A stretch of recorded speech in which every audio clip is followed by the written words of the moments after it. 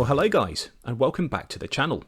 Today we're going to have a look at extending the leading edge and improving the radius and contours you see. Now my intention is to use a bit of expanding foam, you can see here, to make the part a little bit longer, and then to try and sand it into shape. So I'm off to the internet to try and find a way of doing this in a really consistent and professional looking way. I love to use Ecosia as a search engine. For every 45 searches you do, they plant a tree and they don't sell your data or snoop on you. Really nice. So let's get stuck in. So we're going to have a look here for some sort of fillet radius sanding tool and see what the internet has to offer. Now at a first glance, I'm not really into buying a router for this. I think that's probably a little bit overkill and probably quite aggressive. I want something I can work gradually. Hello, what have we got here? That looks interesting. So this is a kind of flexible little handheld sanding radius that you can use on a skirting board. Okay, is there anything else that looks suitable? Okay, there's a range of options on here. Starting to see a few 3D printed bits. Well, I'm not quite getting what I want to achieve the job and put that nice leading edge profile. So I think it's time to fire up the CAD. So this is what I've come up with. It's a handheld sanding block with a variety of different fillet radiuses on there, so we're able to sand in the profile we'd like to have. So there's one that's fully enclosed, a bit like a horseshoe, and there's some on the outside and some on inside corners as well.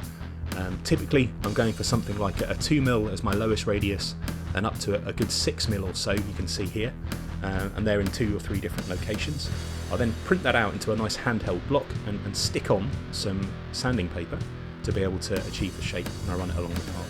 So when that's extruded up, you see a block. It's probably about 75mm long, so it's big enough to fit in the palm of your hand, and you'll be able to then run that along the leading edge of the spoiler and put in the right profiles that I'd like to have. So obviously the next stage is to then upload this into the Creality slicer.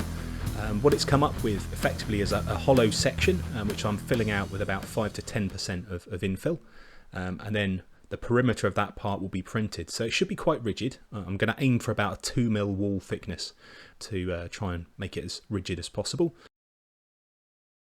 But the first step is to get it printed.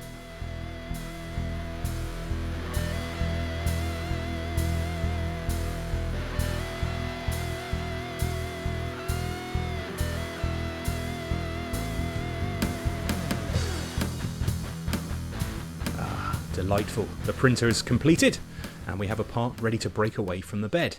So obviously I'm going to hit that with some 600 grit just to smooth it over before I attach on some sandpaper. And what you can see here is effectively those ridges and cutouts ready to help smooth and shape that foam in a really consistent way so I can get just the right shape I want. When you're making car parts, the surface imperfections are really noticeable. It's all about surface quality. So here we have it. The Sander 3000 copyright is now available to download on Thingiverse. So have a little search for the Sander 3000. You can print one yourself if you like, and then have a go. But what better way to finish the video off than using the tool in anger? So here we have a strip of polyurethane foam. I'm just running it down one of the exposed radiuses you can see there. So putting a nice even 6mm rad onto that part. Actually, that's pretty smooth. I quite like that. So let's up the level of testing. So we're going to use the enclosed section and try and put a double-edged, almost aerofoil-like leading edge onto a piece of foam. So stroking that into shape, we'll then take a little look and see the quality of the profile that can produce. Hey, that's not too bad. I'm quite happy with that. I think once it's wrapped with a little bit of glass fibre and it's had a sand, we're bang on. Thanks very much, Sander 3000. So for now, thanks for watching. Engineer out.